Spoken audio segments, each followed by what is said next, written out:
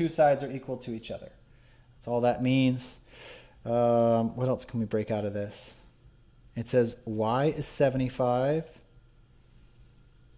So we could just substitute that into there and figure out z. Okay, so let's do that.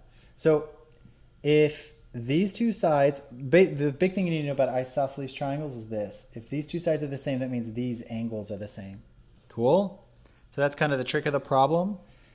So we can substitute 75 into this equation and figure out z. So we can quickly say 180 minus z equals 2y. And they say y is 75, so it's 150 on the right-hand side.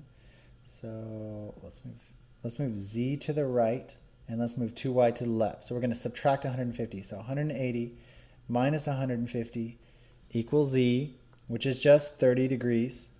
Cool. You can do that on your own. Cool. So we figured out z. We have this guy now. And if we know z and we know that this triangle is isosceles, it's pretty easy, right? So we know this one right here is 30, right? So what must these be? So all we have to do is say 180 minus 30 divided by 2, right? And that's going to give us the value of x. So 180 minus 30 is 150 divided by 2, which is, of course, 75. That's kind of funny, isn't it?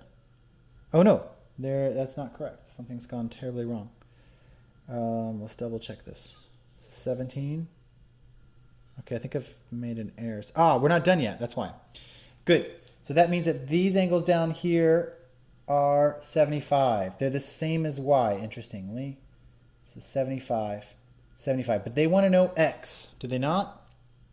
They want to know the value of x. So the value of x, I like how tricky these problems are. 3 steps. The value of x, see how these guys are collinear? They're on the same line. So it's like this. Can you see? Let's double check this. Here is our small angle here. This one is 75. This one is x. So we just need to subtract 180 minus 75.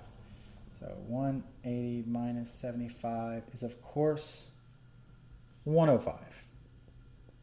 There you go. That is our value for x. That's that guy. So if you love that problem, great. It means that you enjoyed geometry.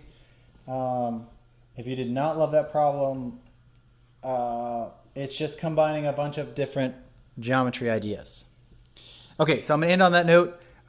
If you want to see the rest of the problems, just continue watching. I'll make a separate video for the harder ones.